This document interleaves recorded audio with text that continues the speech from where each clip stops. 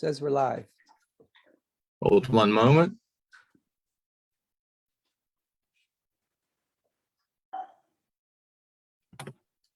Cindy, I'll welcome everybody. Okay, First. great. Are we live? We're now live on Facebook.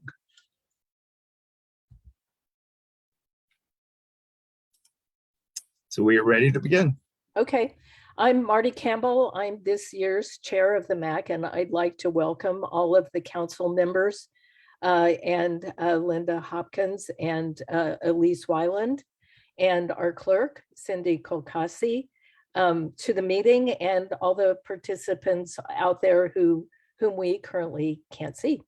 And we'll start out with the Pledge of Allegiance. So Jason, could you please raise the flag? There we go. Okay. I'll start.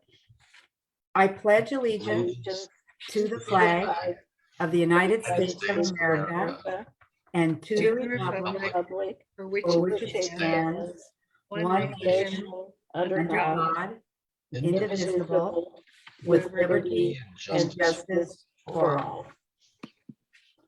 And Cindy will now do the roll call. Okay.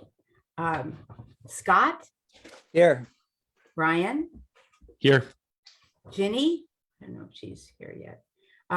Marty, we know you. Here. Paul, Here. Abby, Here. Wanda, Here. Jill, and I know Beth is out, and I'm going to call the alternates just to keep track. So Carolyn Madden. Okay. Jill, you're muted. Oh, is she there? She's there. Sam. There you go. Okay. Carolyn is, Thank you. And Liz Geller. Liz here? No? Okay. Carl. We know Che is absent. Is Annie Cresswell? It's here. Okay. Okay, Marty. And Cindy, one moment. I do see Carolyn Madden in the attendees. Should she be promoted? No, because she's an alternate. Okay, thank you. Thanks, Elise. Okay, so the first item on our agenda is the approval of the agenda. And I see that Lynda is with us. Thank you, Lynda. So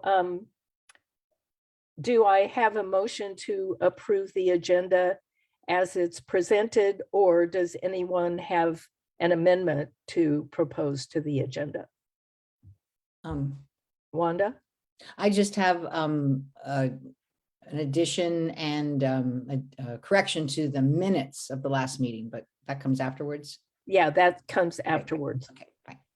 So do I have a motion to approve the agenda? I'll move. Okay, Scott, a second? Second, Paul. Okay. Okay, let me go through the roll call. Scott, Aye. Brian.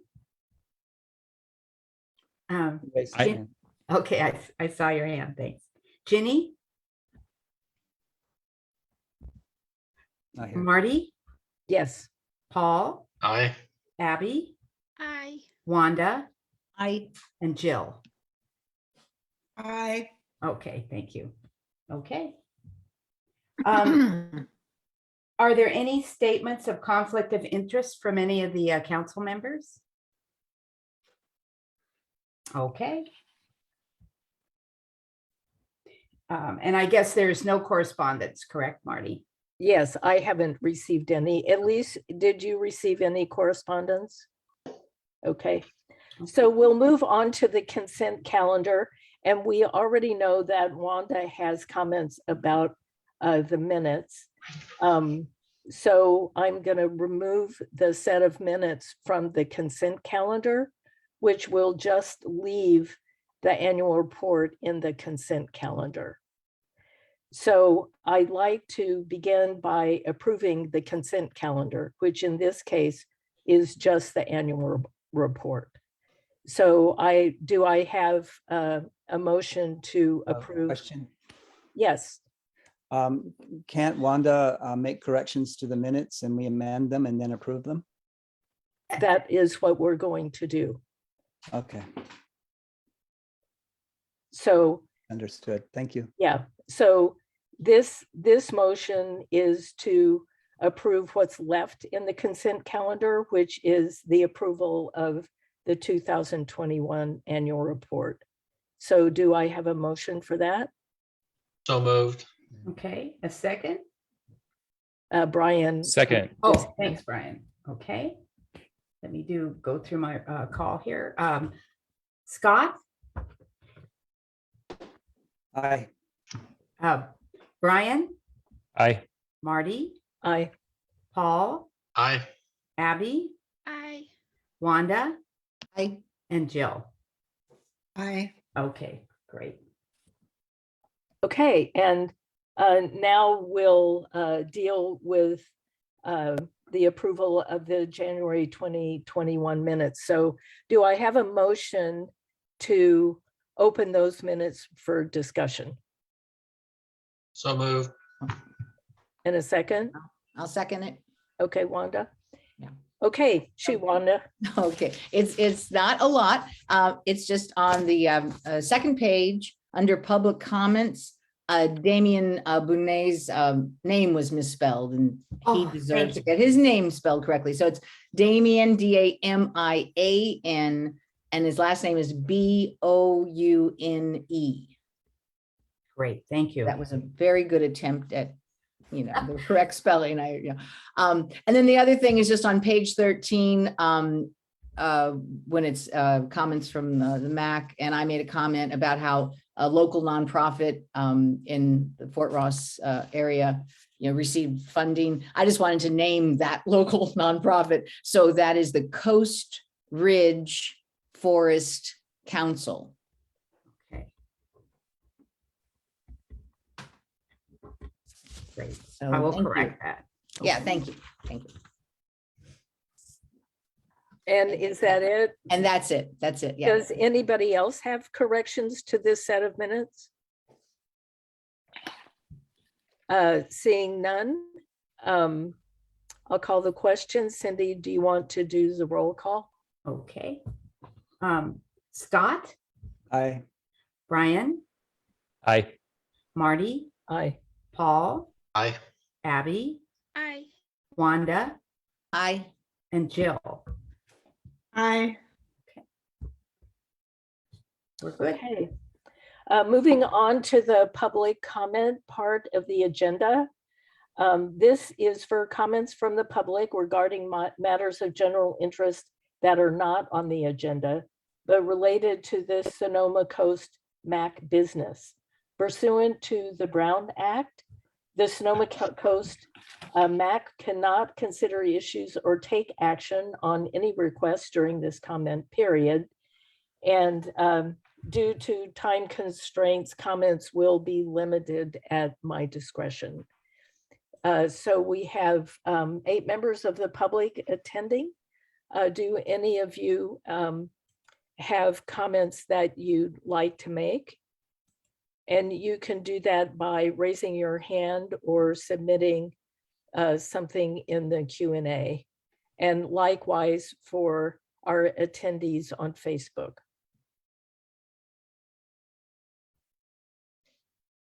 Hey, Chair, at this moment, we don't have any hands raised. We have nothing in the Q&A and Facebook. No comments on Facebook at the moment. Okay, thank you, Jason.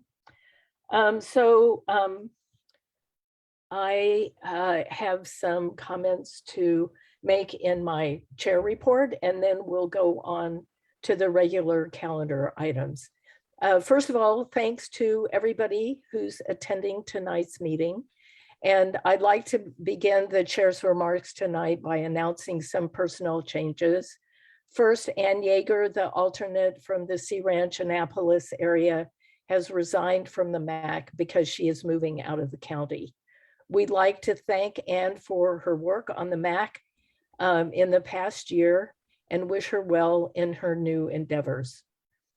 Elise Wyland will be posting the opening, and several of us are prospecting for candidates, and we're hoping to attract some from the Annapolis area. Paul Plakos, who is offered to chair the water ad hoc, has been appointed to that position. And I've agreed to join the Land Use Committee, which now has a full complement of members. Since the last meeting, Elise and I have discussed how best to proceed with encouraging residents of our areas to file requests for road repair in their regions so that we can have more timely repairs from county transportation and public works. In the section of tonight's meeting on committee reports, I'm going to propose a new ad hoc to address this issue. And I'd like to thank in advance Jill Lippett for attending today's Planning Commission hearing about vacation rental policies in the inland areas of the county so that she can report to us about that. Thank you. So moving on to the regular calendar items, we'd like to begin by hearing from Supervisor Lynda Hopkins. Thank you so much, Chair Campbell. And I want to actually begin on reporting out on a number of meetings. It's sort of all blurring together. I believe that I have reported out since Councilmember Farmer hosted a fantastic meeting up on the North Coast. But I think that in between now and then, I have had a meeting that was with Beth Bruzzone, as well as Cheikh Azul, on the sort of traffic safety concerns that we were experiencing in and around the town of Bodega.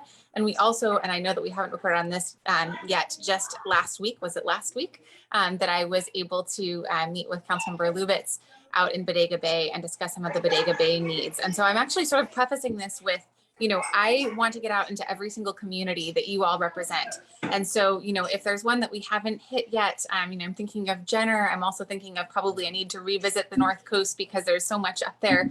And it was a bit of a whirlwind tour, but just kind of thinking about bringing together some community leaders to discuss the needs in the community and then to come up in real time with solutions to move forward on some of these issues. I do want to mention a common thread that I heard both in Bodega Bay as well as the North Coast, which is the critical need for affordable housing. And unfortunately, that's not one where we can just sort of snap our fingers and figure out how to address that. Otherwise, it would have been done, you know, many decades ago. But it is a really critical issue, and I hope that we're all able to work together on that as it pertains to the local coastal plan update and also potential, you know, funding opportunities from state or federal sources. I also, you know, want to acknowledge sort of the frustration of the coast with respect to vacation rentals and still not having any kind of a vacation rental policy many years after inland Sonoma County already had an albeit ineffective vacation rental policy. And so I've heard sort of loud and clear the need for that to move forward as quickly as possible and not just be sort of punted to yet another planning process. And so I'm looking forward to conversations with the LCP and vacation rentals and seeing if there are ways that we can actually expedite that and move it forward to the Coastal Commission for conversations. Some of the things that came out of our meetings with both the North Coast and Bodega Bay, as well as the conversation in the town of Bodega, were liaison opportunities with Senator McGuire's office. And so we have been partnering very closely with CHP on traffic speed enforcement. And we are also sort of in continuing conversations around the need for local fire services funding. I know that Senator McGuire has been a big champion for fire funding in general. That usually goes to CAL FIRE. And so, you know, we're still working on trying to get that local piece and still kind of continue to put in the requests that state parks chip in for the services that are provided both along the North Coast as well as the South Coast with respect to responding for calls for service on that state-owned land, which of course is not subject to the parcel taxes that other folks chip in and pay. I'm also excited to announce, and I don't know if we actually have the list, we were trying to dig it up, but none of us is on VPN right now for our Tourism Impact Fund grants. And so some of the community conversations, we actually were able to provide some pretty, you know, immediate funding for some of the community needs that we heard. And so actually I'm getting a text message in real time. Jason, you are awesome. And Jason, if you wanted to actually chime in with what you found in terms of coastal Tourism Impact Fund grants, you're welcome to jump in. Sure. We may have a mismatch here, and I'm trying to pull them all out of my email. So Waves of Compassion out in Bodega Bay, Circuit Riders, River Arts and Media, Coastal Hills Community Project in collaboration with Fort Ross School, Russian River Alliance, Timber Cove Volunteer Fire, and there are Cazadero GMRS project, and I may be missing a couple, but that's a pretty good start for the list. So thank you very much, Jason, for jumping in. I really appreciate that. And so some of our big focuses have been both addressing the community needs. One of the things that we heard from Waves of Compassion out in Bodega Bay was the need for food support. So for instance, that's going to go to support their food pantry efforts out there, but also looking at communications along the coast and also sort of our critical first responders needs. And so that's why we were also trying to work with Timber Cove and prioritize the needs of the fire department up there. I do have one last update, which also came out of our Bodega Bay meeting. I don't know if you all have heard, but there are some challenges with the Fisherman's Festival this year, namely that the giant parking lot that has been traditionally used for that for many, many years is actually now off limits because State Parks is actually going through a cultural resource study process because it is on tribal lands that are likely have cultural sites. And so we are, trying to see if we can support the Fisherman's Festival in other ways, like looking at shuttle services, trying to sort of come up with creative solutions. And I know there also are ongoing conversations between the Fisherman's Festival and the Federated Indians of Great and Rancheria, talking about sort of, is there an opportunity to expedite this or to have a certain area set aside that would be okay to park on? So all of those conversations are taking place. And yeah, I think that's the main coastal news. Local coastal plan still moving forward. I have requested a briefing from staff. And if I get any new information regarding timeline or process, I will absolutely share that with the entire municipal advisory council. But I kept sort of hearing, some frustrations in the community in terms of not having certain issues addressed. And so I'm going to be meeting with Vern, our county council, who's in charge of that, and Gary Helfrich to get a briefing and to sort of dial in on exactly what's going on.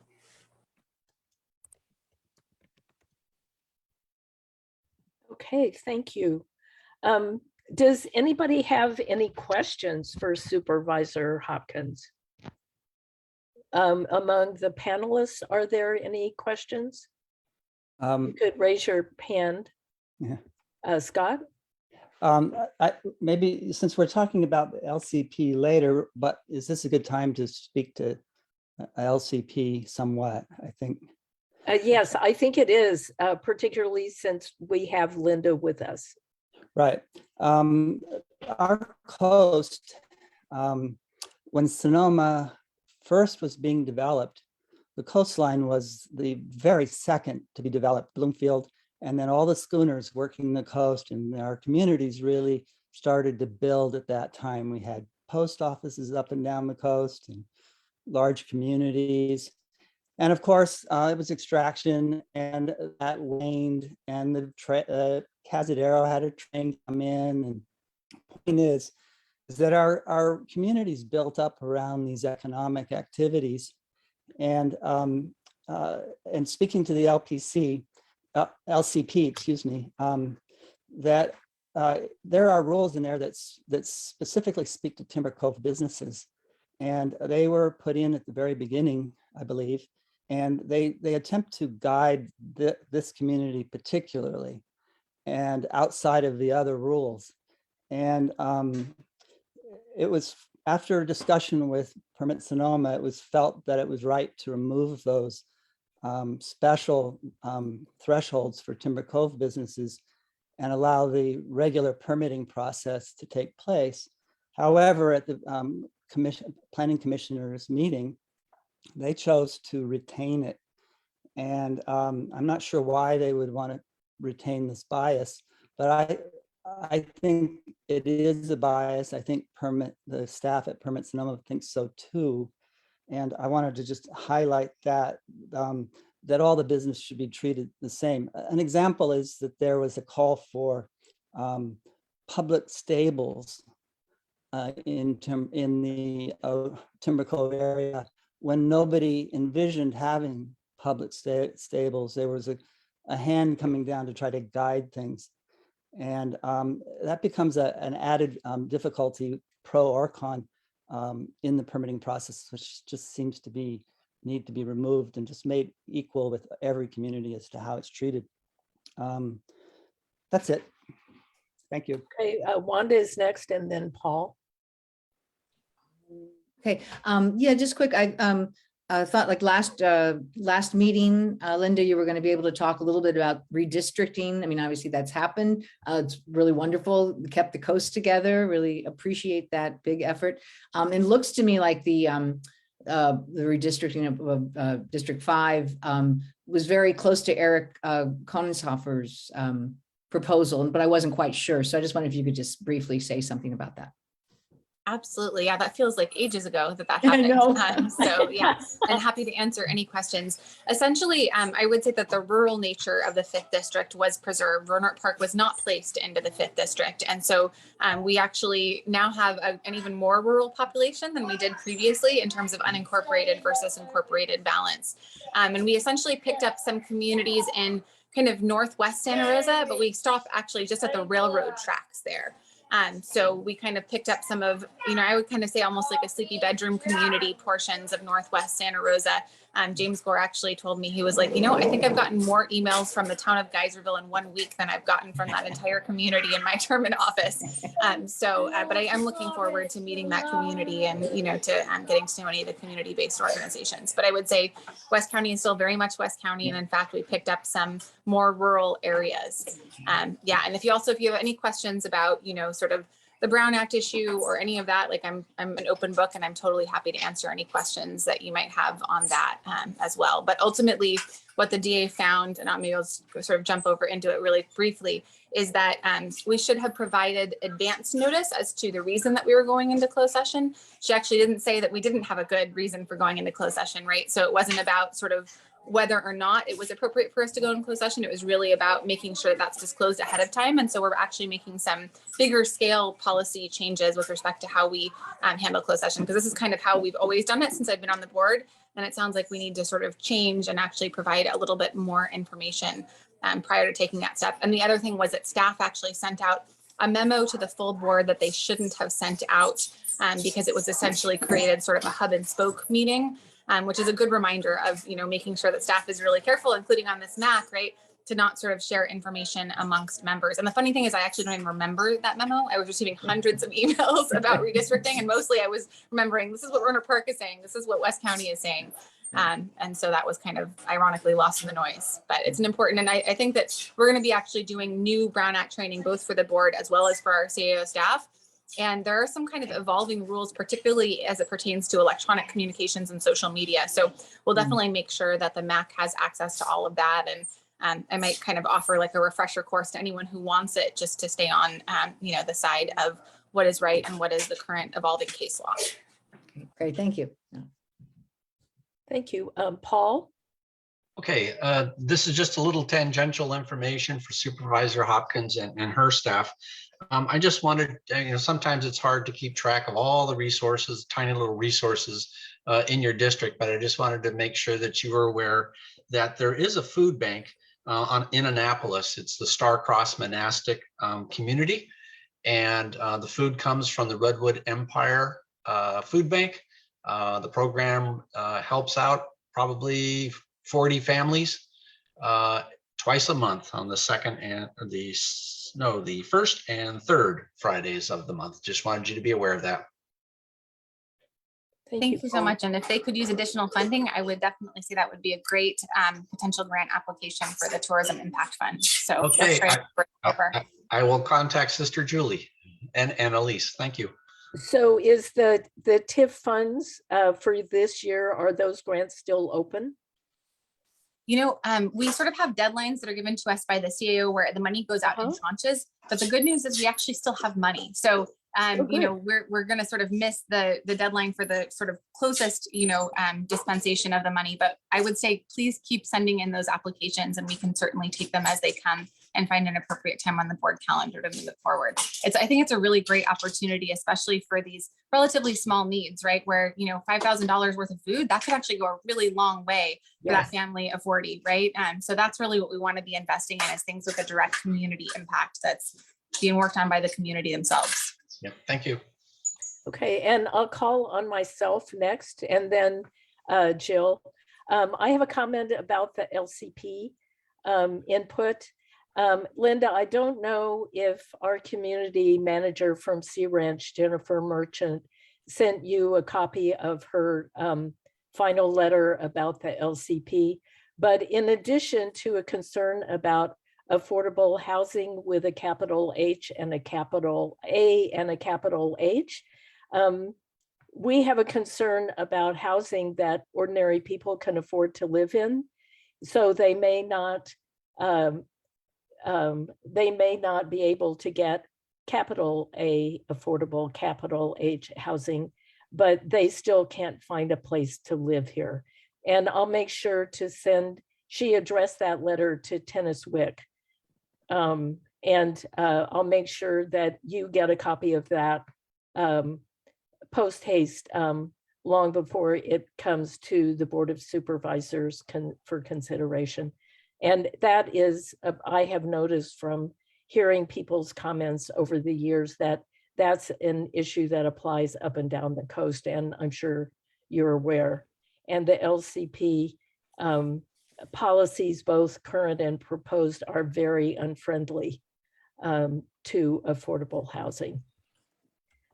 So I'll take my hand down and we'll go to Jill. Hi, I was really thrilled that you went to COP26, and I know that this isn't the appropriate place for you to give us a report, but I'm wondering, did you give a report or did you write something up? I may have missed it.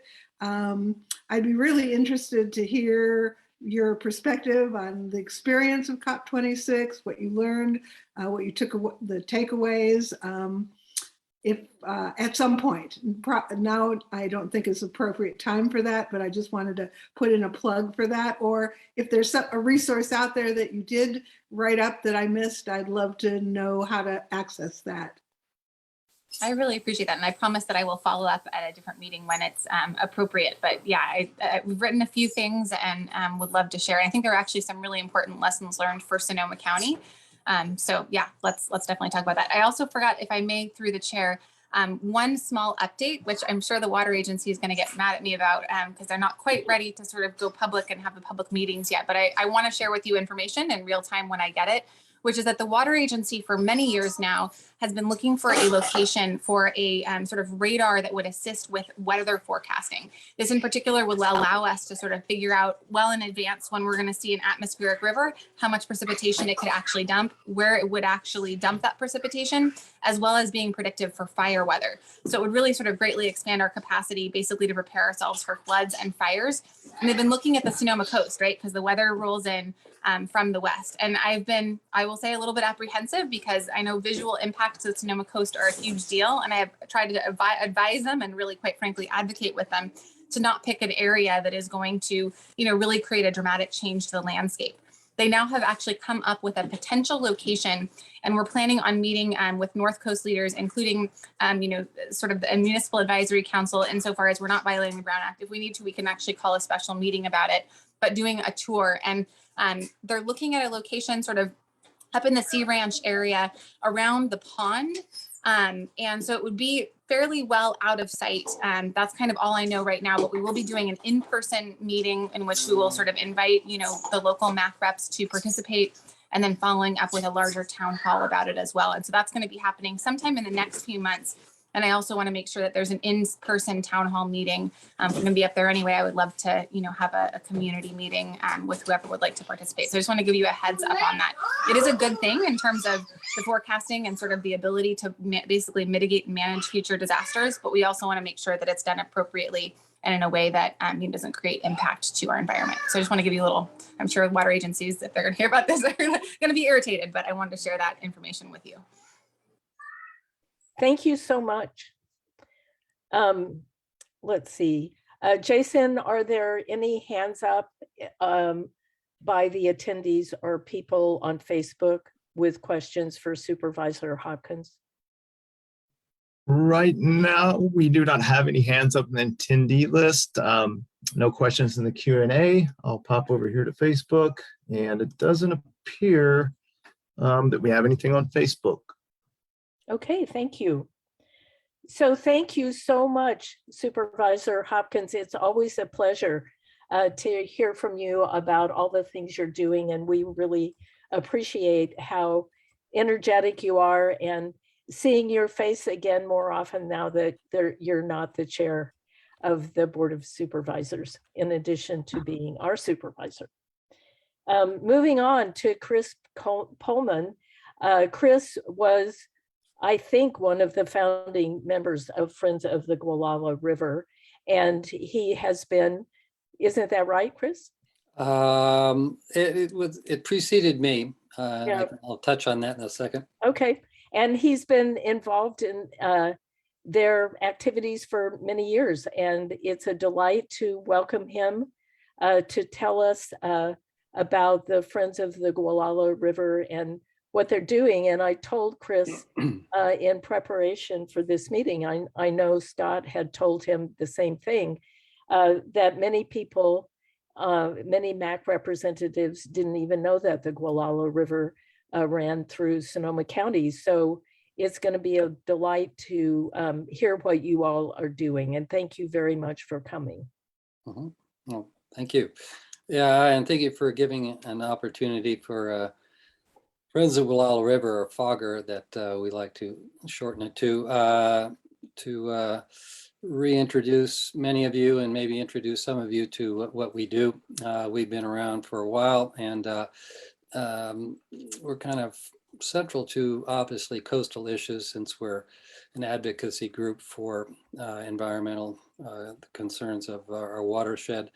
And it should be a focus for not only the coastal residents, but maybe the whole county. And as we're all finding out now, the central role that forests play in saving our sorry little butts as far as global warming goes, that it's an important issue for everybody. So we're hard at work out there. It's been a tough couple of years due to the restrictions with COVID, as far as getting together and kind of making progress on a face-to-face level. So we've been doing, like you folks have been doing, on virtual means. But we're a 501c3 that happened like in 2019, sorry. And you know, our mission, basically, if you venture to our website, which is gualalariver.org, basically points to our desire to protect the Gualala River and all the species within it, kind of as a broad mission statement. But we started in 1992, appropriately over a timber harvest plan up near Gualala, near a campground, and have progressed from there. And probably one of our more kind of focusing efforts was the water bags issue, which I don't know if many of you are familiar with. There was an entrepreneur from Canada who came down who wanted to fill giant ocean-going rubber bladders with fresh water from our river and float them down to San Diego for sale. So that kind of appeared to a lot of us as a bad idea, and kind of reinvigorated the organization around 2002, and we've been off to the races. So we're started off as a small, scrappy group, and we've kind of developed into a somewhat larger, scrappy group, doing that same particular work. And it's based, as far as the protection efforts go, they're based basically, obviously, as you can well imagine, on the management issues. As far as timber harvest plans go, one of our big focuses, the rule systems by which those are managed, issues about water, sediment, and also helping folks out, like the Mill Bend Preserve, which is just finally raised money and have put aside a very large chunk of land right at the river's mouth, and we're excited about helping that group out as we go along. But we're basically, we'd like to view ourselves as a science-based organization and kind of approach anything that we do in a science-based way, using the best available science, so that we have a good leg to stand on. And a lot of our efforts are directed towards putting expert comment letters together, hiring experts, using that science and putting them into the process of applications for management applications like THPs in our watershed. And our past efforts have been directed towards things like, I don't know if many of you remember Preservation Ranch, which was kind of a mega forest land conversion to vineyards that was right in the middle, smack dab in the middle of our watershed. And there was another one that was a Spanish firm, Artesa, that was a timber harvest, timber conversion plan to vineyards. And we kind of cut our teeth on big fights like that in the past, and have been moving onwards to things like the Dogwood Timber Harvest Plan, which was, if I could share my screen actually at this point, I don't know if that, it would be possibly the first time I've tried that. Let's see what we can do here. Share screen. So actually to share one thing right here, it's here's a map just to kind of quell any rumors that we're just located in Mendocino County, or for that matter, just in Sonoma County. You can see the county line goes right through here, and the dark areas are like Sea Ranch in this area here, and also some of the parks, Salt Point, and right along the coast. The big earthquake fault goes right along here, right along the river, and has dragged the river's mouth from this point down here all the way 17 miles north. And so the mouth of the river now exits here versus where it was before. It's a big watershed, 300 square miles, and it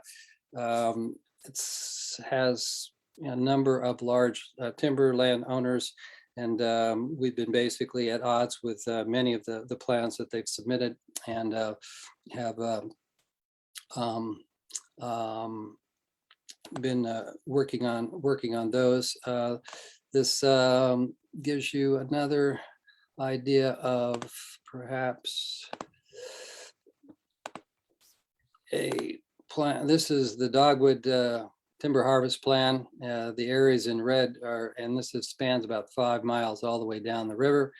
And it shows you kind of the extent of something that we recently went into the courts with, and or actually it's still in the courts at this point. We're appealing the last judgment that was brought down, and we have attorneys working on that as we speak.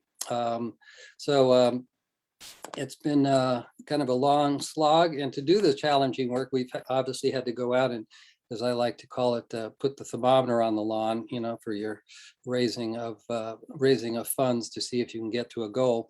And we're proud to point to the fact that we've raised some considerable funds to do these very difficult legal challenges. For instance, we've spent $38,000 so far for a challenge to how the water boards deal with erosion on timber harvest plans. That's coming to a head here with a judge has been assigned to that, and we're moving forward with that. We also have an Endangered Species Act suit that is a federal,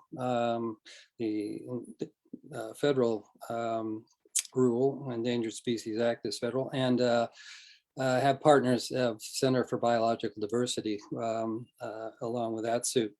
So these are, and that one, we spent $163,000 so far on that legal challenge.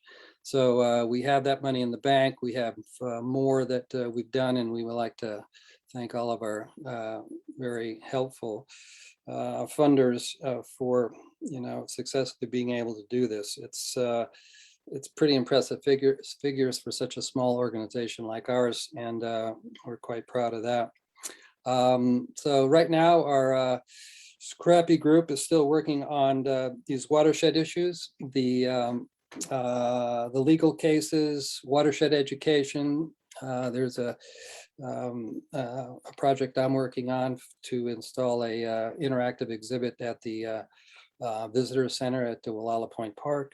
We're aiming to help reform the Forest Practices Act and the Board of Forestry to try to go right to the source of these problems that we feel are management related and not being very well done on a regulatory basis. So we're putting effort into that. Also hoping to divorce CAL FIRE between its twin roles as a fire protection agency and also administering the forest, the Forest FPR, Forest Practices Act. We feel that an agency having those two roles is just going to be always conflicted. So we're working on that. And we're doing things like funding fish studies in the river, assisting Mill Bend Preserve to get public access and basically get their program rolling so that they can develop that property and open it up to the public. And so we're trying hard. It's a tough slog. Environmentalist work is never done. You're always going to have another challenge, and we're looking forward to the future and working with folks in the coastal area and also in the county to do good work. Thank you. Thank you, Chris. Are there any questions from council members of Chris? Scott? Hi, Chris, thanks. Are you able to speak to the Harold Richardson Grove and how that's progressing and how it fits in? This is like the 730 acre grove that has been put aside. Right. Yeah, we've been pressing a little bit on that. And so far, there are some interesting issues as far as public access goes, and also, which will also involve money, of course. So that slows everything down. But we haven't made too much progress yet of trying to get a definitive answer of when we might get access to that. We've all loved to be able to take our mountain bikes out there and check it out right now, but we haven't gotten that friendly invite yet. But we're working on it. I just attended a very interesting controlled burn on Rips Redwoods, which is kind of not too far away and almost about the same size, where they basically, bring in a crew and do a controlled burn. And it was a pretty interesting experience. And you probably saw the smoke if you live nearby, and a couple of weeks ago.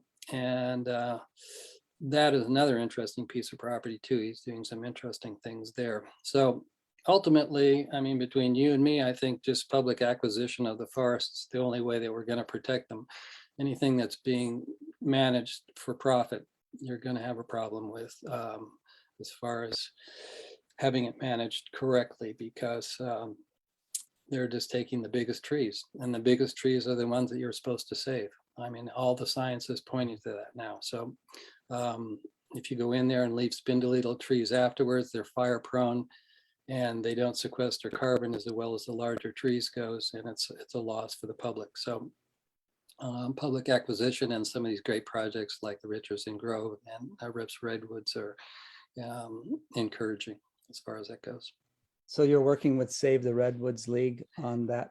Yeah, a lot of, our experience is that a lot of them don't like to touch us with a 10-foot pole because we're an advocacy organization and kind of are scrappy, and we sue people, and they don't want to associate with any controversial elements. We try to, not publicly help those folks out, but we do lend assistance, but we're willing to cooperate with anybody and try to work with anybody. But a lot of times there's resistance. It was typical with the Mill Bend purchase, just because we've been dealing with that landowner for many years, and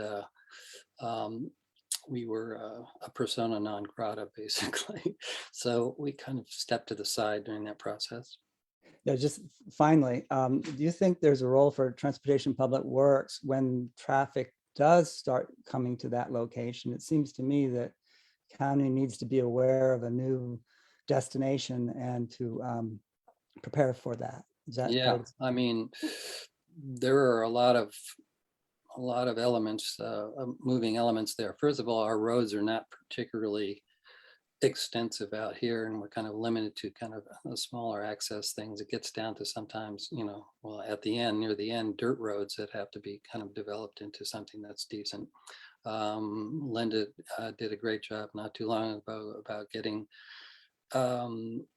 Skag Springs Road and Annapolis Road resurfaced, and that as far as just an example of ongoing maintenance issues. But yeah, I mean, there's parking, there's maintenance, there's facilities, there's, you bring in groups and how are they dealt with, safety issues. It all has to be, considered. We're willing to cooperate with that. We're not experts in that since we've never done it before, but we're hoping somebody like, say, the Redwoods League would be able to have a good capacity.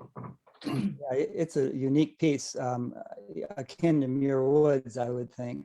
Yeah, Not it has the location-wise. largest, from what I hear, it has the largest redwood south of Humboldt County. Okay, Wanda? Thank you. Yeah. Hey, thanks, Chris, and for your presentation and all the work that your group has done over the years. And I loved hearing it all because I remember every one of those things. And yeah, just to speak a little bit to the Richardsons, I mean, there certainly are a lot of cases where private landowners really manage the land really well. And I think that is the case with that particular property. But I wanted just to say maybe a little more about what you said about the conflict of interest of CAL FIRE and what you see as, I mean, what you would like to see as your group would like to see that remedied. Yeah, basically, since we're just in a small group here, and I'll talk intimately with you. CAL FIRE has a lot of industry people that go there and get jobs after they're being in the industry. The RPFs kind of know each other. They attended the same fraternities or were in the same fraternities up north during school. We just feel it's a closed system, and their tendencies are not necessarily to cooperate with some of the more science-based, knowledge that's out there, and make lives easier for the forest and the watersheds versus making their lives easier, because they would like everything to be rubber stamped so everything's easy so they can go home at night and not have to worry. So, but that's not the way the forest works. And we just feel that them being involved in trying to fund forestry, fire protection, and also try to do funding for administering the forest practice rules, which is, hey, in my mind, more important than as important as fighting fires, obviously an emergency basis, but you have to have, fires, the fires have to have forests, and so you have to protect them and make sure that they're properly managed. And I'm sorry, I mean, they're chewed down to nubs basically at this point. I mean, we lost a whole bunch of 100-year-old trees along Dogwood recently due to the fact that we got a judge's ruling, and the guy hired extra firms to come in and cut everything as fast as they possibly could and drop all the trees as quickly as possible, so we had no recourses afterwards. And those were the trees that grew back after, in the same areas that the 17-foot diameter giants grew when they first started cutting the trees down and had one tree per railroad car. So we're not making real good progress, and how these forests are being managed has to be, I think, addressed by having a dedicated department in the government doing it, and with lots of science basically injected into it, versus having ex-industry folks, calling the shots. Yeah, okay, thank you for that. Thank you. Jason, is there anybody among our non-panelist attendees or on Facebook who have raised their hand and expressed an interest in asking Chris a question? I currently do not see any hands raised in the audience. We don't have any Q&As submitted in the Q&A, and our Facebook, no questions on Facebook. Okay, thank you. Thank you, Chris, very much You're for very coming. welcome. And feel welcome to stay through the end, or if you would like to leave, you can leave whenever you want. Thank you Right. so Well, much. yeah, I'm blessed with being down on the peninsula right now with high-speed internet. Usually my image freezes on the screen because of the slow internet service, which is while I have Lynda there, I know you're hiding away there. We'd love to see progress done for broadband access to these rural areas up here in Annapolis. That would be a great thing to have. There's a little bit, I don't know if we can wait for Elon Musk to get his system together, but in the meantime, it would be great to get some movement on that. But yeah, but thank you very much for the opportunity. And I hope that you all visit our website, gualalariver.org, and check out what we do. Look at our last year-end summary of what our accomplishments were for 2021. It's a pretty good one. And we've got some really nice, it's a very good website. I think that you'd be impressed. Okay, thank you so much. Thank you. Thank you, Chris. Okay, the next thing on the agenda is an update about what's happening with the local coastal plan update. As you all know, the Planning Commission has been reviewing each of the sections of the proposed LCP prior to submitting their recommendation to the Board of Supervisors. The last meeting for accepting comments will be on March 28th in a special meeting. I'm not sure what time that meeting is. The Planning Commission will then consider the LCP at a final meeting on April 7th. Comments about any section can be provided at any of these meetings. The meeting dates have a tendency to move around though, and if we hear any revisions to this schedule, we'll let all the council members know. It's currently anticipated that the LCP would be considered by the Board of Supervisors at their May 10th meeting. And the same comment applies to the tendency of these dates to move around depending on the other business that the Board of Supervisors have to consider, but I imagine it will be around that date. Comments from the public will also be taken at that meeting. So there might be further revisions to the LCP before it goes to the Coastal Commission for consideration. Does anybody have any comments about the LCP? Or does Lynda, who is hiding behind her black box? I know we've already talked about that this evening. Any other comments or questions? And I should point out that I was very frustrated today trying to find the current schedule about the LCP meetings because they aren't really on the website. You have to kind of dig through minutes of past meetings to find out when these special meetings and the subsequent meetings are. So I'll take it on myself. If I hear about any meeting date changes, I'll send an email to all the council members so you'll know when those are. Scott, do you have a comment? Yeah, it's my understanding that once the Planning Commission puts their stamp on a report, on a final draft, that when it goes to the Board of Supervisors, it's up, there's the opportunity again to modify it. So there is one more opportunity to lobby. Yeah, and Lynda was nodding. Lynda, would you like to comment and reply? Yeah, if it's okay, I just wanted to add that also in addition to the Board of Supervisors, there's another opportunity to lobby one that then goes to the Coastal Commission. So there's still an opportunity, and we do have, a couple of local commissioners. We have both Supervisor Katie Rice from Marin, who represents the North Coast, but then we also have Carol Hart, who lives in Sonoma County. And so I know that both of them would be very receptive. And Sarah Armanzada is also on the Coast Commission. She lives in Marin and is familiar with the Sonoma Coast, and I've taken her on a tour to show salient objects or salient sort of points of interest. And then one other thing that I just wanted to mention was that I heard all of the questions and concerns, and I will relay that frustration, Chair Campbell, of not being able to find out when the meetings are to staff and see what we can do to make sure that there's clarity on the website. And any information that I gather from staff when I'm briefed, I will also share with you all. Oh, that's great. And I'm pretty good in manipulating websites.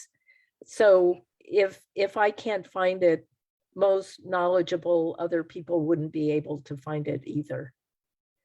So Chris, did you have a comment or question? And then Brian. Yeah, it was just a quick question that I had presented at one of the LCP meetings before, which was on pages 22 and 23 about policy C-LU-S6F, et cetera, a lot of sixes there, about expansion of commercial and visitor serving uses from Annapolis Road through Stewart's Point, Ocean Cove, Stillwater Cove. So though I realize it's probably, this is just an initial bookmark for this thought, but it would be interesting to see where the process is as far as fleshing this out goes, so we who live in those communities out there kind of know what is being proposed, and as far as expansion of visitor and commercial services go. Thank you. Brian.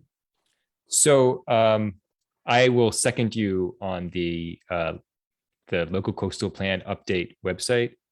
It is, I mean, they are doing the hearings on it, and if you sort of dig through the planning commission stuff, you can find it, but it's just like, it should be on the local coastal plan update page.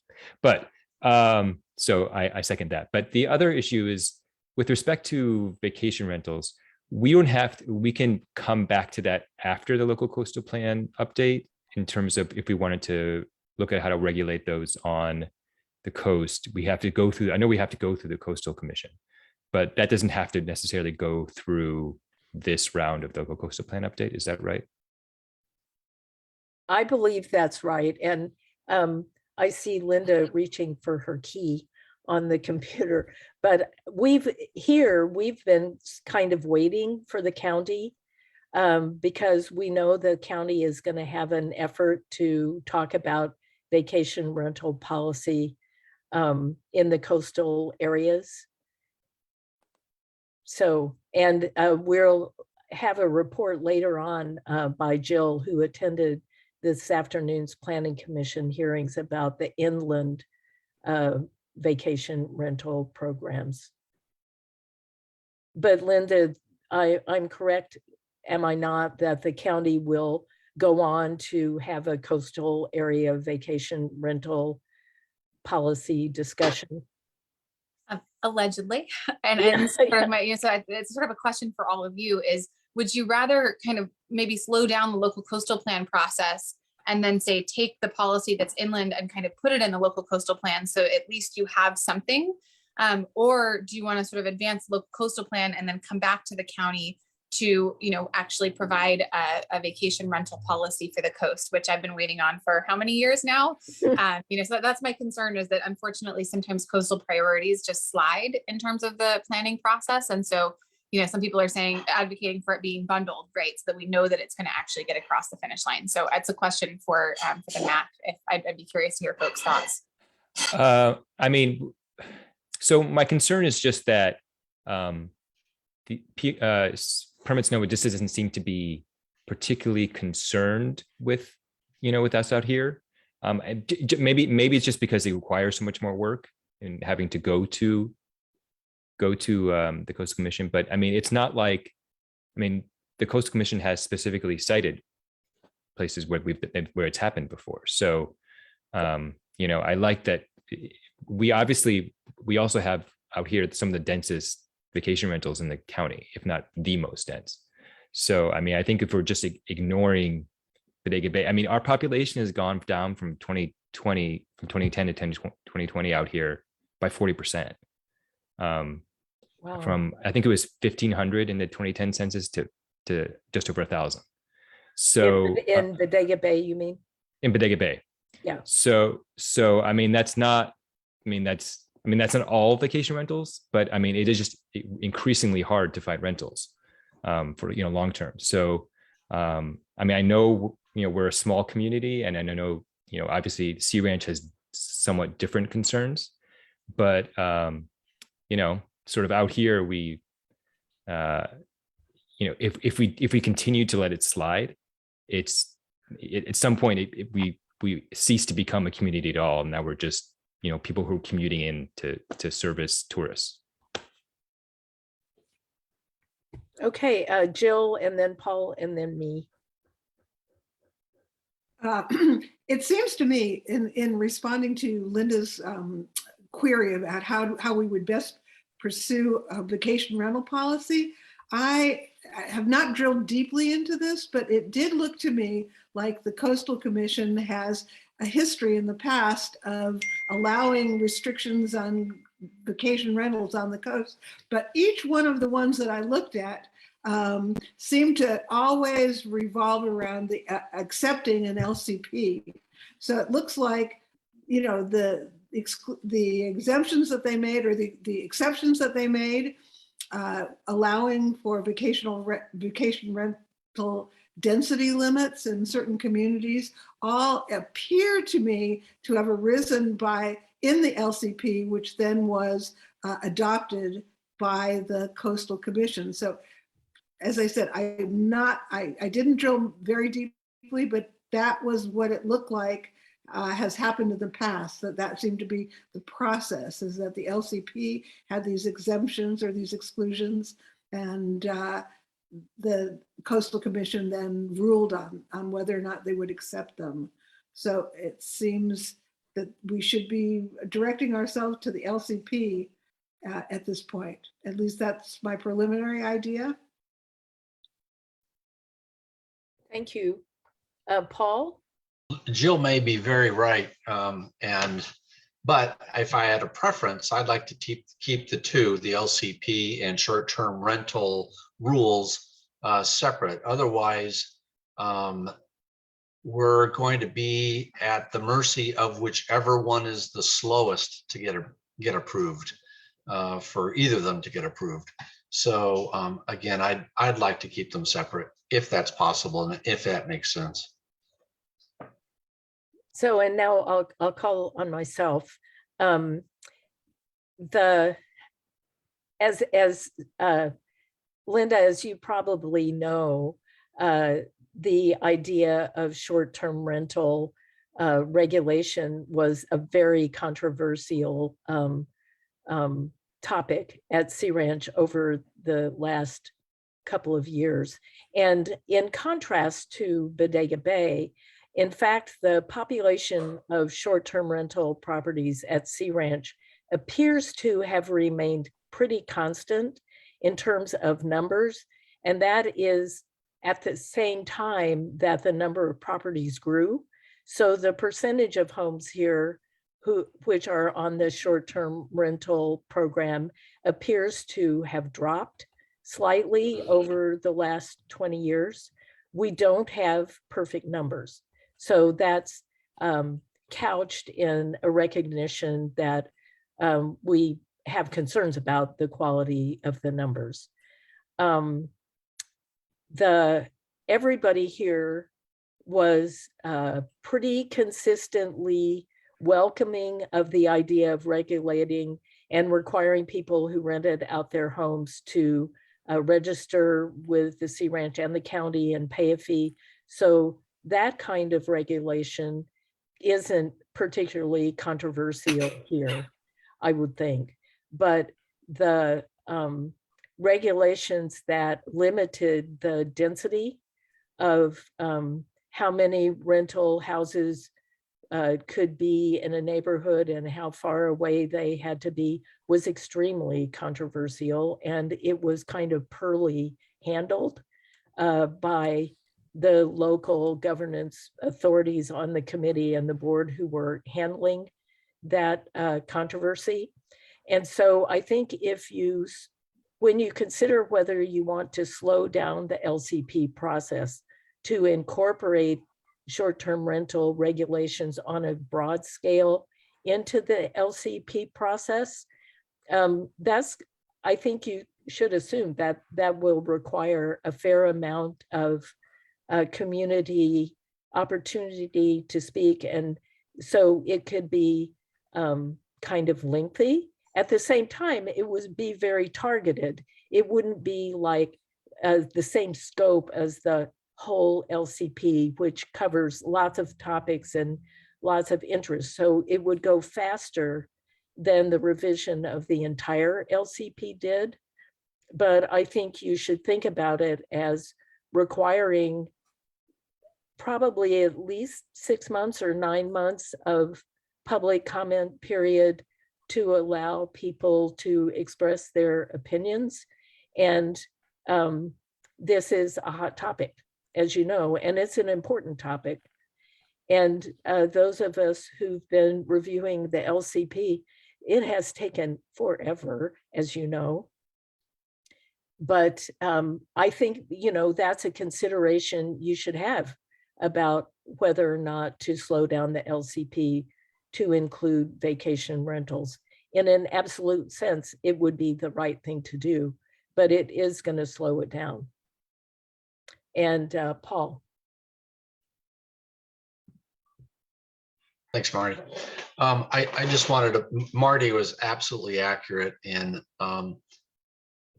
people's feelings about short-term rental here and the process that went on. But I do want Supervisor Hopkins to be very aware that although a suggestion was provided formally from the Sea Ranch board, it was extremely disturbing how that decision was made. The board met, they proposed these density rules. I would say 90% of the public comment on it during the meeting was against density rules. And yet the board, when it went back to the board for a vote from after the membership comments, not one word was said after hours of membership saying they did not want density. Not one word. All they said was all in favor, and they voted for it and sent it on as if it represented the community here. It does not. And although I'm not a part of it, there is a group of 300 and some people here who are Sea Ranch owners who are not going to let this go. And they have formed an organization, a group, and they are going to fight this. If any laws like that ever came about, it's going to end up in court. It definitely will. So I just want to let you know that the Supervisor Hopkins, that the message that came from the Sea Ranch board did not represent the majority of Sea Ranch members. Thank you. Okay, are there any other comments from the council members? Jason, are there any? Now I'm confused about where we stand, Jason. Have we already asked for comments from the public? We have not on this Okay. particular. So if anybody has in the attendees in the gallery, if you have a comment question, please raise your hand. Currently, we don't have any in the Q&A, and nothing on Facebook, and no hands are raised. Chair. Okay, thank you so much. And thank you for Lynda for interacting with us about this very important issue. So we'll move on to the committee and ad hoc reports, and then on to the staff report. Paul, do you have a report from the Water Ad Hoc Committee? A very short report and a question. First of all, thank you, everybody. I had sent out a short spreadsheet that Brian was so helpful in putting together. And I did get some comments back, some edits to that. It was a spreadsheet of all the different little water companies and large water companies that we have on the coast. And so those modifications have been made to the spreadsheet. The next step, the water ad hoc committee will convene. I'll try and get that together in the next, get the meeting together the next 2 weeks to start putting together some questions that we would have for the various water district managers. Either they could answer them, or maybe we could invite some for the next few meetings to come and answer these questions. I suspect most of the questions will be about, do they ever run low on water? And do they have contingency plans regarding water? What's involved in those contingency plans? So we'll come up with some questions from the ad hoc committee. My question, Marty, is it a Brown Act violation if I ask the other members of the Coast MAC to provide questions to us to look at also, if they have questions in advance of the next meeting? I wouldn't think so, but I'm not an expert. At least, what do you think? Or Cindy? I don't know. I'll let Elise speak. I would think that discussing the answers to the questions would be a Brown Act violation. But I don't know whether submitting the questions would. I'm so silly. I hadn't unmuted and there I was talking away. Having any sort of procedural, something like that going out to the group is fine as long as there's no discussion. The problem is that when you do something like that, people forget an answer, and it sometimes accidentally becomes a serial meeting. If you ever want to send something like that just to be safe, feel free to send it to me and I can send it out because I'm staff. And if people accidentally serial with me, that's okay. Okay. So I'm happy to help it. In general, the rule of thumb is if you're not discussing something, if you're just sharing information, Actually, we'd be gathering information, gathering questions. Would it be better in terms of avoiding the conversation to just have a forum where people just, rather than put it all in email, so that people would just putting in a Google Doc submit it to us? Yeah, just put in a Google form, and then so the only person who would see all the questions would be Paul. Okay. Don't reply all. All good options. Yeah. Don't reply all. Right. Yeah, and a Google form, if it were a form that looked like a table and not a document, it wouldn't lend itself to discussing the answers to the questions. Right. Okay. Okay, I think I have that direction then. Okay. Exciting progress. I mean, it's really interesting, the patchwork of various entities that provide water along the coast. And I found it fascinating that we learned that there really isn't much communication between them, and that the water managers were interested and excited about the concept of being able to, share information. One of the things that came up, I think I sent it to you, didn't I, Paul, or to Brian, was that there were some drought. There was a drought grant opportunity, and I was thinking that one small water system might have a hard time answering those grant opportunities, but if there's a collaboration between several systems to do something that would address coastal water, it might be a stronger ask. So we might be able to help in convening some of that. So it's kind of exciting what the possibilities of that.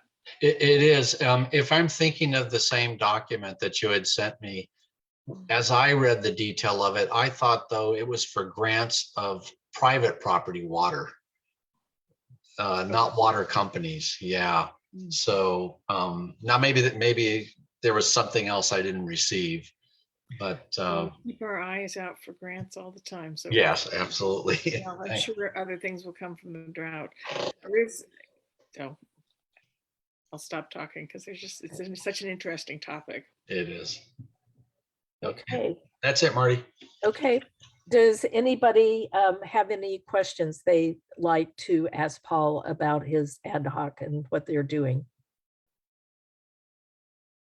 Don't see anybody among the council members. Jason, does anybody in the attendees on either platform have a question? We have no hands raised, no questions submitted on either platform. Okay. Brian, would you like to talk about the land use committee, please? Sure. Just we had a meeting last month, primarily going over the King Ridge bicycle race, which I believe is the 27th of this month. As far as I know, that is still going ahead now. But from our initial conversation of that we had at the full MAC meeting, the map has changed so that it no longer goes through Willow Creek, the Willow Creek extension of Sonoma Coast State Park, and it goes up. And now the bonus section is now goes up through Annapolis, just south of Sea Ranch. So that changed. So they changed sort of to address feedback that us and other locals have provided them, and they have been promising that they would place notifications about around the areas where the race is going to be, and to improve communication with the emergency services around there as well. So with the other sort of the other projects we had sort of some brief conversations about a number of other projects, but nothing too substantial. And then we do have a meeting planned for next month, which we may have one project on there, and then we'll see if anything else comes up before then. Okay, thank you so much. I see two hands for questions about the land use ad hoc, Scott and then Wanda. Yeah, there was another thing that occurred.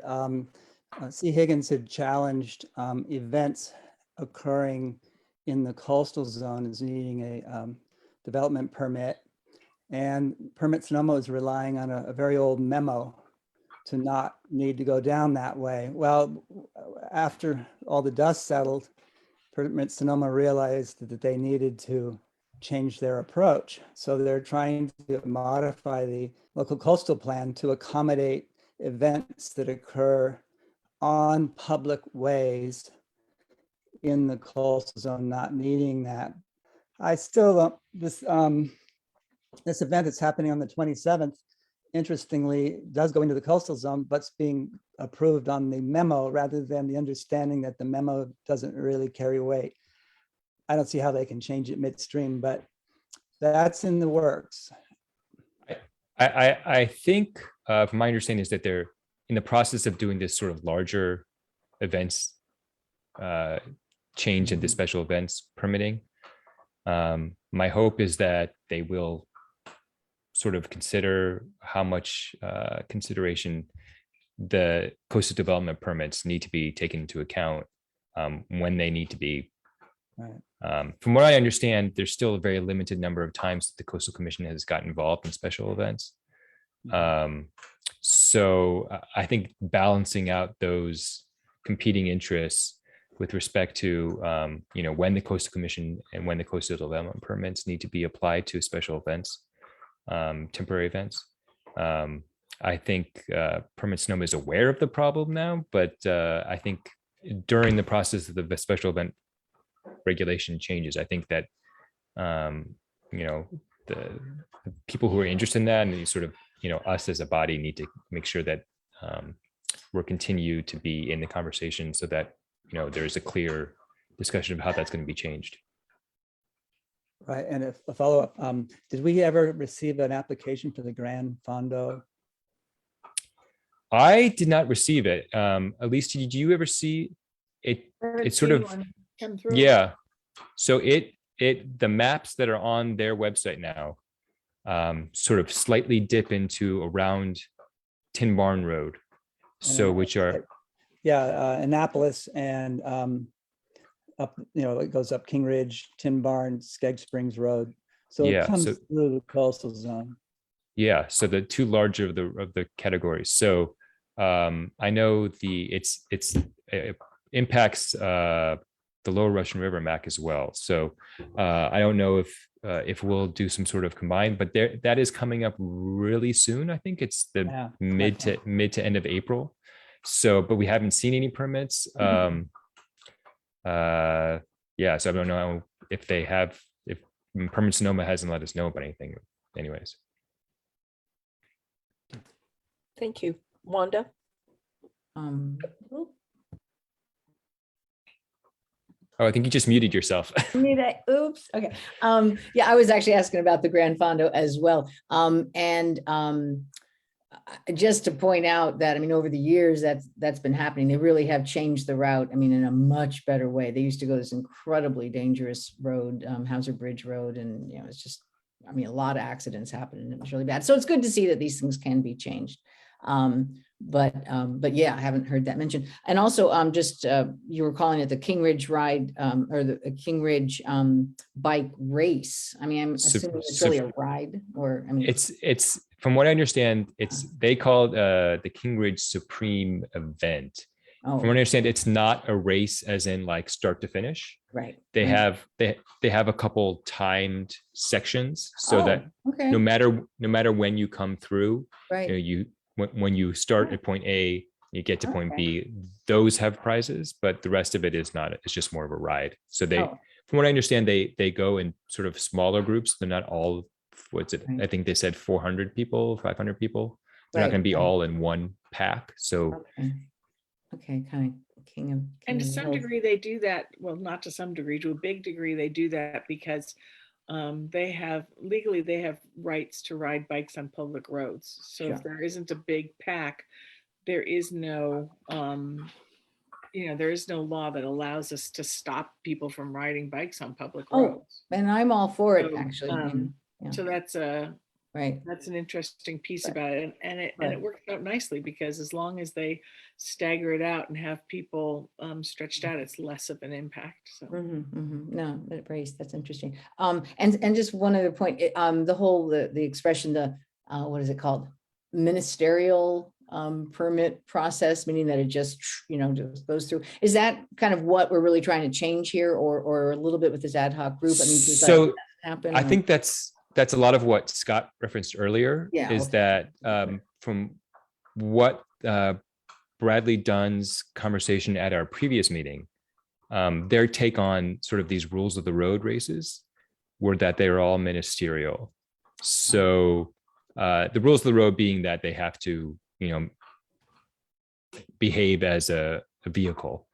But I think the concern with what Scott mentioned with respect to that memo from, I think, 1998,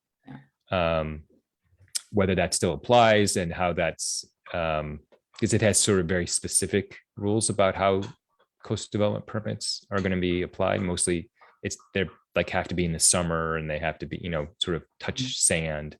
So, but I think how we, with respect to, beach events and with respect to bicycle events, I think all that needs to be considered during the special event process, with respect to how permits are given in the coastal zone.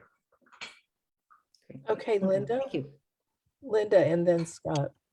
Thanks. I just wanted to provide a little bit of an update. I have had a back and forth with PRMD about the King Ridge race in particular, and a couple of the things that I noted was that actually they reference permits on their website, but there's not actually technically a permit for the race, so that was a little confusing. But in addition to that, they also had proposed having stops or quote unquote feed zones in the county right of way for the road. And so I did flag that, and I believe that they are reaching out to advise them that they would actually need permission to utilize the county right of way for essentially a one-day event like that. And I also asked, because I've heard concern from residents regarding, they do put basically giant stickers on the road to show folks which way to go. that obviously could, if it were sort of left or even just kind of torn up by traffic, could wind up being litter. And so I raised a couple of those concerns. I think that also Permit Sonoma will just be sort of advising the Coastal Commission and letting them know that this is going forward, because there was kind of some back and forth between, you don't need a permit, but hey, the Coastal Commission might think that you do. And so we're trying to sort of establish a, hey, even if the county says you don't need a permit, that doesn't necessarily absolve you of the need to work with the Coastal Commission staff. But I really appreciate the conversation and look forward to following up on this issue. Thank you. Scott? I'd like to throw an idea out there as an opportunity. These applicants are going out on the roads and marking them with chalk where there's a bad pothole or uneven road. This may be an opportunity for them to document it and SoCo report it. It might be a double win that way. Yeah. That is something that's in the process, is that they coordinate with TPW and run the course and tell TPW in advance so that they can do pothole repair and that sort of stuff before the race. That is a coordination thing. And that brings to mind, what you guys were talking about in terms of a ministerial permit. They're not looking at changing it being a ministerial permit. What they're looking at doing is adding more checklists. So what a ministerial permit means is that if you have done all the things, if you've done all the things in the checkbox, and then the permit is just automatically granted. And so what we've been trying to do is to add things like, adding requirements to the checklist so that the concerns like, have you notified, you have to notify the fire people, and you have to notify the community, and you have to, just putting more requirements. And so that's what we've been gathering through some of these meetings, is what are the elements we can put, and can we put across the board rules such as you can't close a road for more than 4 hours on a weekend, so that we don't have a situation where you have maybe 2 or 3 events in a row, closing a road for the entire weekend and really screwing up the residents. So we've been working at ways to keep it as ministerial, but at the same time also putting in some of those guidelines that can help our communities. Okay, thank you. Thank you. Are there any more comments about this issue? Among council members, I don't see any hands. Jason, do you see any hands? We don't have any hands raised, nothing in the Q&A, and nothing on Facebook. Okay, great. Scott kind of was my straight man leading into a discussion of a new ad hoc I'd like to recommend that has to do with road repair. Going back to our last meeting, Elise and I have been discussing this issue, and due to decades of insufficient funding of roads, we have a lot to catch up on. As you may know, and I didn't, the roads budget used to be split equally between the 5 districts, which meant that smaller districts with fewer roads got a much better deal. Supervisor Hopkins turned that around by saying that since 40% of the county roads are in the 5th district, we should get 40% of the roads investment. We now have more funds available to solve our roads issues. To help with this, every couple of years, they would like the MACs to complete a survey of priority road infrastructure that's needed, that we bring to the Transportation and Public Works to take into account when planning road work. I would like to ask for ad hoc volunteers to staff this new ad hoc about roads that will organize getting roads information from each region's council representative on priority road repairs needed. And each region could conclude their own method of gathering that data, and it may differ from region to region. And this information will then be submitted to Transportation and Public Works. So do I have any volunteers to serve on this ad hoc? Annie Cresswell's not here, but she'd be perfect. She'll never miss another meeting. But I'm not gonna put her up, but if there's an opening, she I'll- might be. Yeah, I would contact her. We'll contact her and ask her if she's willing. It is Uh, also possible for alternates to serve on ad hoc committees. So I believe that we have Carolyn Madden in the, and perhaps some other alternates in the participants. So- Yeah, Carolyn Madden is there, but I believe she's the only one. Ah, okay. So there's not a rush.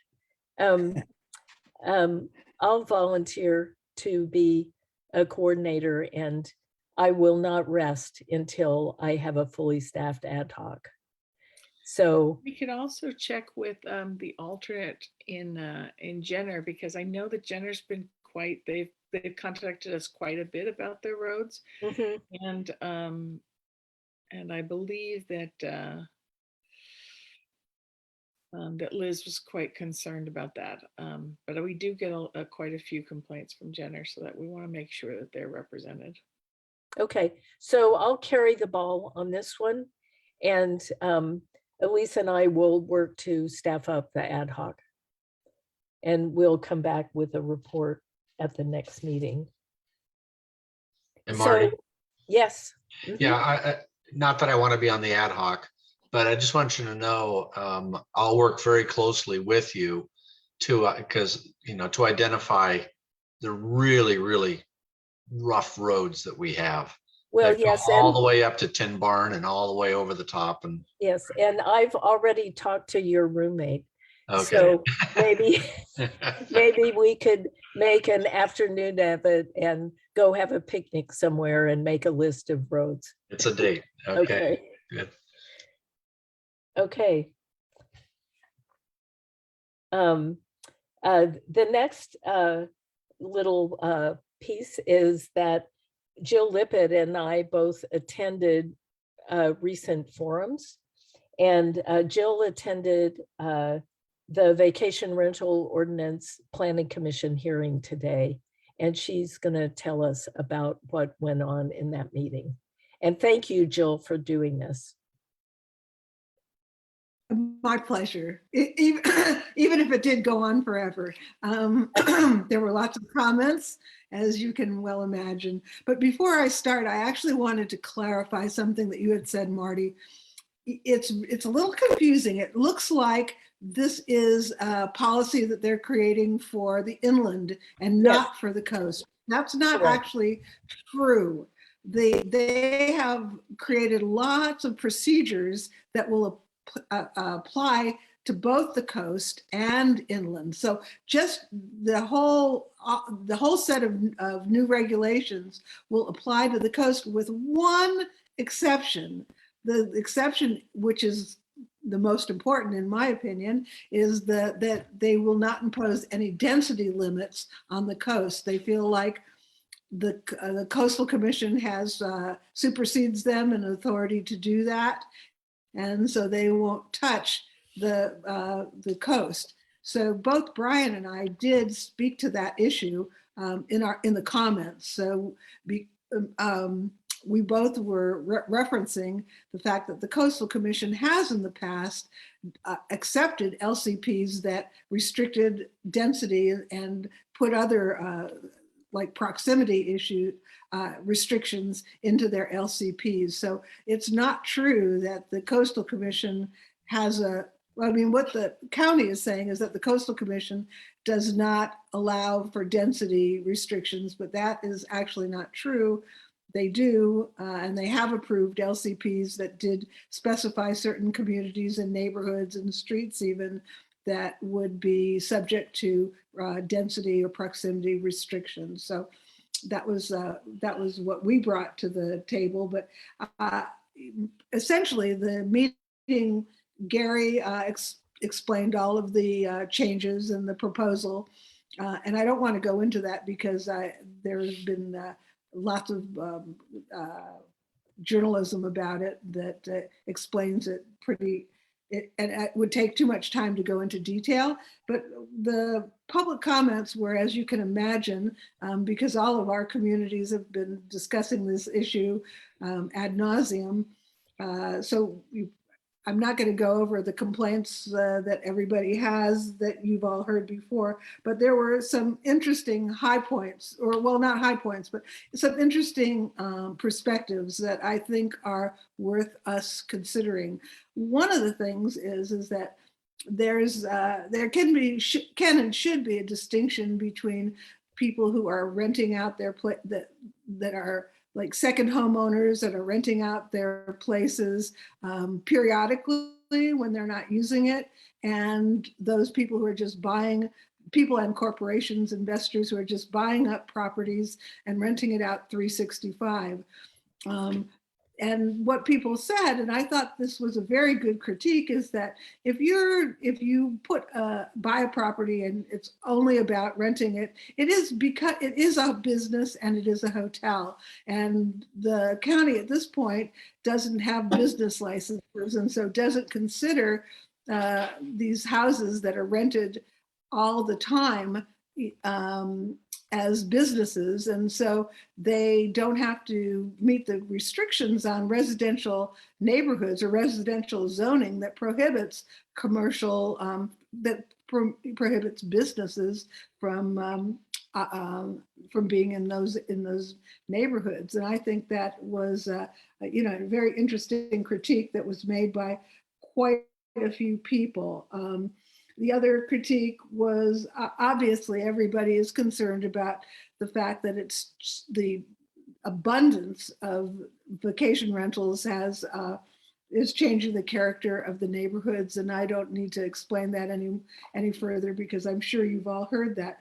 But another interesting point that was raised was that the county, when they were charged with studying this issue, commissioned an economic report, but their economic report, it was so interesting. The only thing they looked at was the impact on property values of vacation rentals. And then as a sidebar, they said, well, and their conclusion was it didn't really affect property values. And then as a sidebar, they said, but it might affect rental prices, but that was just an aside. They didn't have data covering that. But what they didn't look at, and there were quite a number of tenants, representatives of tenants unions and community organizations that focus on housing, were all kind of, their critique was that there was no investigation of the fact that so many vacation rentals take housing off the affordable housing, or even the availability of rental housing it's not accessible, and that people are in crisis now at all economic levels to try to rent homes anywhere in the county, particularly on the coast, but it's true everywhere. So that was a major critique, that the economic interest study did not look at the effect on reducing the housing stock, rental housing stock. And so lots of people were clearly advocating for a moratorium.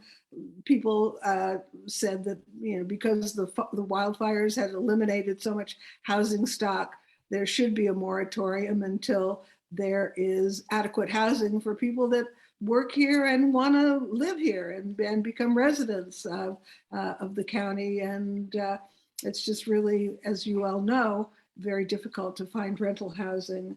And also the moratorium, people also address the fact that because of the drought, that there should be a moratorium as well.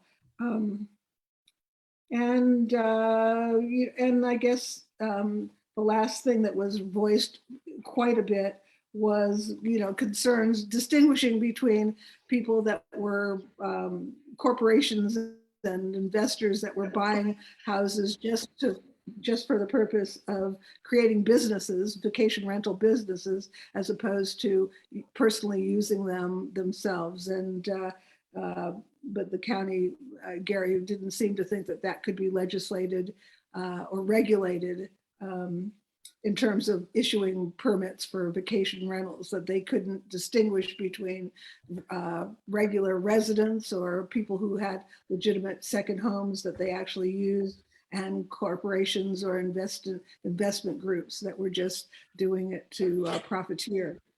And then I wanted to, this was not part of the presentation, although Gary did, as part of the presentation, he presented a slide, which I took a screenshot of, but I haven't been able, I can't share it with you now, but I can circulate it later. Apparently, the county has some numbers about how many vacation rentals there are versus actual houses in the various districts. And in the coast, it said that, I don't have the numbers in front of me right now, but essentially the bottom line was that they thought there was about 11% of the housing stock, existing housing stock, is vacation rentals. Well, C. Higgins asked me to bring this to you. She was unable to attend this MAC meeting herself, but asked me to suggest this as a project for us, which is, she said, that a lot of vacation rentals do not have permits or licenses to be vacation rentals, and the county doesn't seem to have any policing where they go out and find people who are doing vacation rentals under the table. So, and she says that for us to be able to make and I agree with her, to make a persuasive argument about is that we as a MAC, she thinks we should, community by community, do an inventory of how many vacation rentals there are in our communities.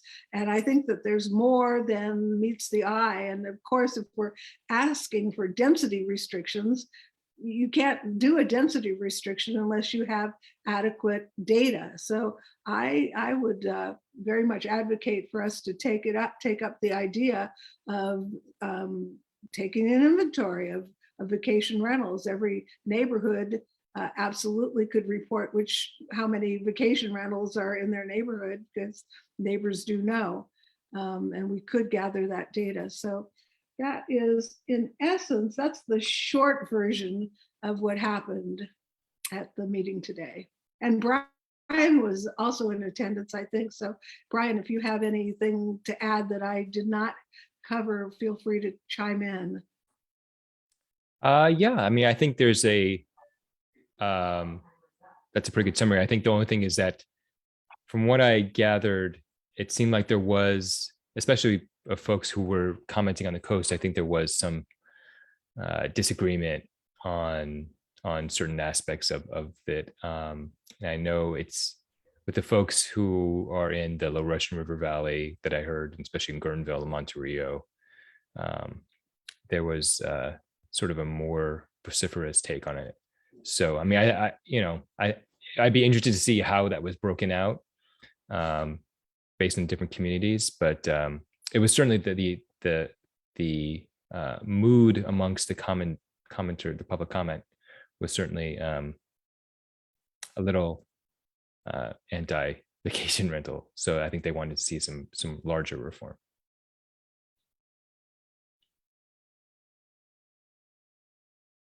Sorry, Elise. Now it's your turn to have to unmute. I just wanted to let you know that that the River MAC did a very extensive summary or data gathering on where vacation rentals are, and actually worked hand in hand with Permit Sonoma on that. And I'm sure that the head of that committee would be happy to share those tools and the methodologies used to gather that information. And they also put together, it was the first committee that we've had, ad hoc committee that we've had, that was primarily staffed by volunteers, not MAC council members, because they felt they needed quite a few people in order to be able to go out and do this. And so they put together, Vesta and Vesta Copestakes from the River MAC put that together, and then they had got a lot of community volunteers, and that might be a really great community engagement piece as well to helping put that together. They put up a website, they did polling data, they worked with Permit Sonoma and with the accounting and accounting office in order to gather information, and they did a really great job on that. So just want to let you know that those resources are there if you decide to take that up. Okay, thank you. Any other comments? Jason, are there any comments from the public? We have one hand raised, and we have 2 questions in the Q&A. If you guys want to take a look at that, and if anybody wants to respond to those, I can read them. One's rather long, but we have, hope I say this right, Bravara.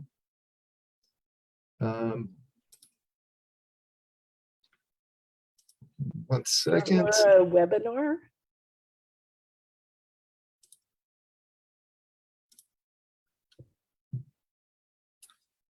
Well, Oh. this person is using an older version of Zoom. I see she has a question in the Q&A. Perhaps we can just read that if she can't come on. Okay, great. I'll read her question in the Q&A. Before our webinar, she's like, I'm in Guerneville, and we've received at least 4 announcements of new short-term rentals that are coming online in the last 3 months. I thought that the county had accurate numbers on these rentals. Is that not true? Thanks. Well, I have no idea. I think the county has. Go ahead, Elise. In terms of Guerneville specific, we constantly get reports of unpermitted vacation rentals operating.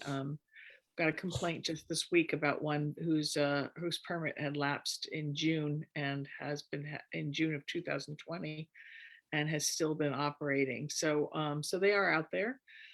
And you also mentioned getting some new vacation rental permits happening, even though there is a cap. At this point, there are still, if people give up their licenses, new people can come in and get those licenses. So even though there's a cap on the overall number, there is still some movement within the market. I have heard from realtors that they are aggressively, saying, hey, get in your vacation rentals now before the rules change, which is, the way it happens with all changes in government, right? But the business license will apply to everybody, so it won't really matter. Anyway, that's a quick answer to that question.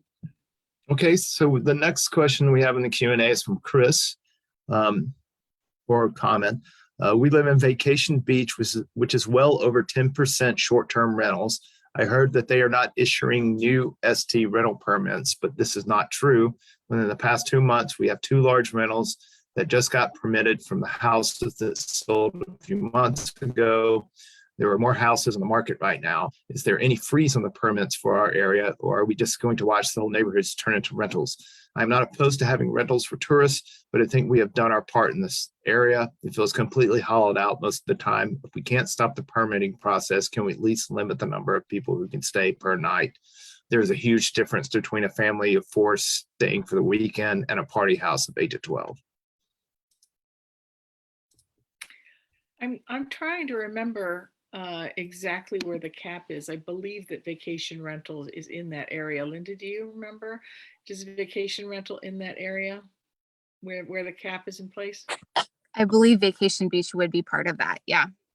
And I also did want to add that per that comment that, there is actually supposed to be a limit on the number of people who can occupy a vacation rental. However, the enforcement is really a problem because basically if you go to the Permit Sonoma website, and I was actually just trying this to try to assist a constituent with it, it says, well, call the vacation rental, manager. And so they're supposed to respond, but, they may or may not own the problem, right? And so then after that, then you're supposed to escalate to code enforcement, but to send, you send code enforcement an email and they respond when they're able. So I think that the system for reporting problems in real time is also very broken, which is why the new vacation rental ordinance would include a 24-hour hotline so that you could actually place complaints to the government. So an oversight body, not just the vacation rental manager, who might say, oh, that's not true. I know that there's only, X number of people, that kind of a thing.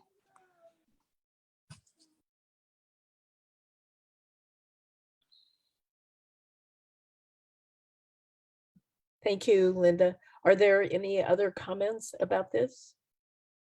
Okay.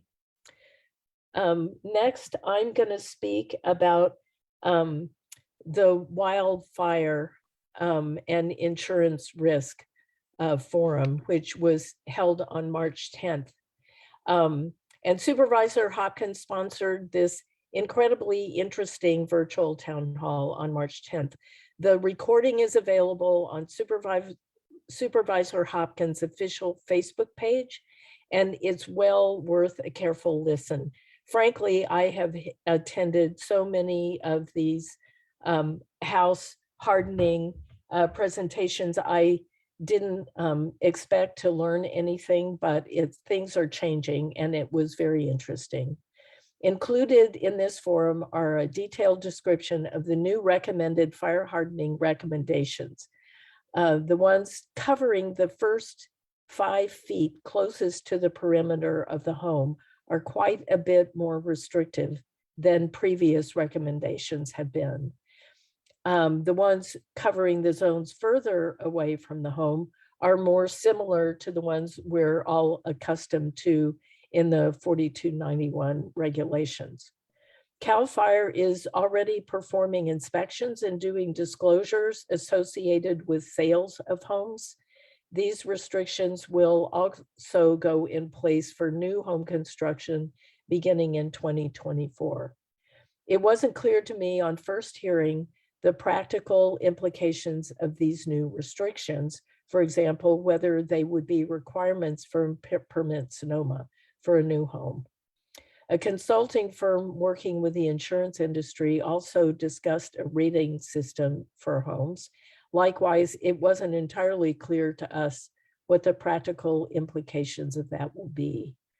I have shared this information locally with all our local fire district, with our local CAL FIRE battalion chief, Marshall Turbeville, and with the Sea Ranch Association. I'd encourage you all to watch this presentation if you have not already done so. If you find you'd like further information about these issues at a future meeting, be sure to make Elise and me aware, and we'll investigate further. And I will carry that ball in my local area as well, because I was very surprised. Hey, Are there Marty? any questions? Sorry, I just wanted to do a time check for you that it's 7:25, so. Yeah, thank you. Thank you, Cindy. So, given the time, I hope there aren't any questions. Jason, are there any questions from the public? Okay, Elise, staff report. Hi, just a little update on some tourism impact work we've been doing.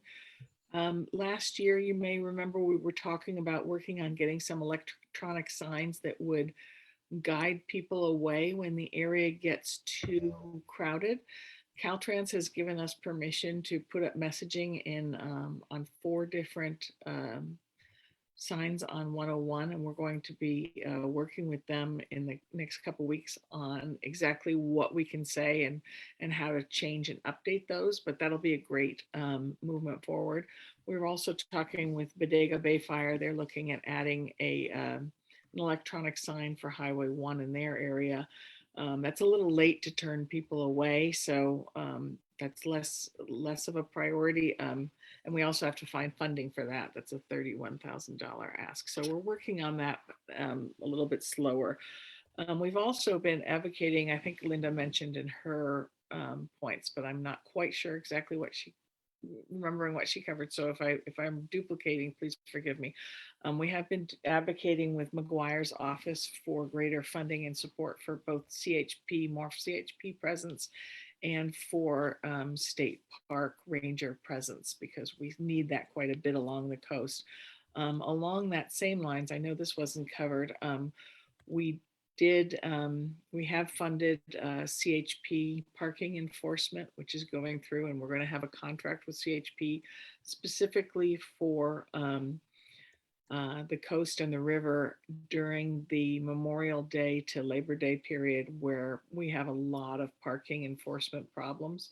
And so we will have dedicated ticketing and more speeding enforcement through this season. So those are some things we're working on, and just wanted to let you know that those things continue to move forward. And we have been working on hybrid meetings. We've gotten some new technology. I tested it out last week. We're going to test it out again in a Forestville town hall at the end of the month. And then hopefully in May, we'll be able to have a test of a hybrid MAC meeting. So that'll be kind of exciting. And we have had a couple different comments on broadband. We do have some kind of interesting movement on that. So I would recommend heading into the next topic that we add broadband on the coast to our next agenda.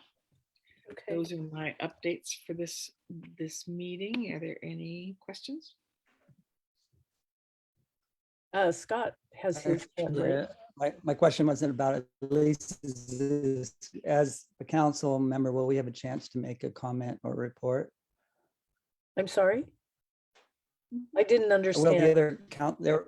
Will the, as a council member, can we, under the item just before this, make a comment or report? Or must it be on the agenda going forward? You mean on Elise's staff report? No, I'm sorry. I was hoping to, during the council member comments report section, I was hoping to make a comment. Should I ask for an agenda item for that next time? Yeah, I think so, because it's, I mean, I personally don't have any objection. Is it a Brown Act violation? No, in general, having any council members report during council member report time is okay. Okay, it's Just fine with me. no discussion. This might rise to an agenda item or not. There's precedence for this, I think. In our area, state parks, as we always talk about, has dropped the ball. And Fisk Mill Cove has been closed for many, many years. And Reef Campground has been closed for many, many years and has gone into disrepair. And so the comment I wanted to suggest is starting a conversation about regional parks taking custody of Reef Campground. I think at one point, state parks have tried to get them to take part of Bodega Head, perhaps. I think it could be managed out of Stillwater Cove Park. And Reef Campground is talking about coastal access. It's a surfing area and a campground, which has been closed for many, many years, and perhaps regional parks would manage it far better. That's my comment. And also, we may need your help.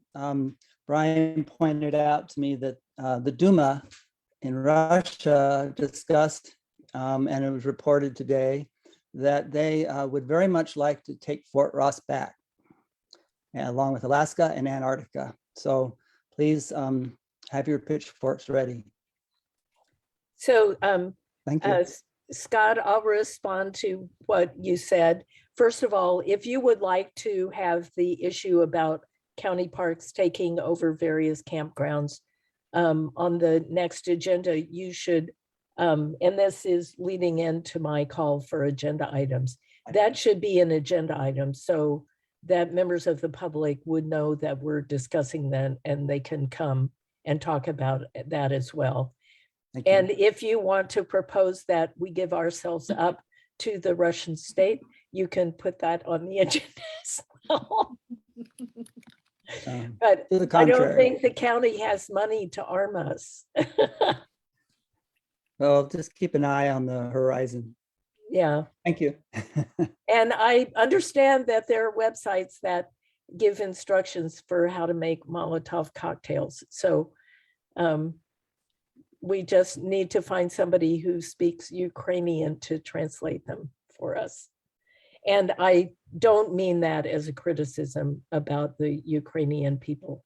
Obviously, I think that war is a horrible thing, and I have the utmost respect for what the Ukrainians are doing.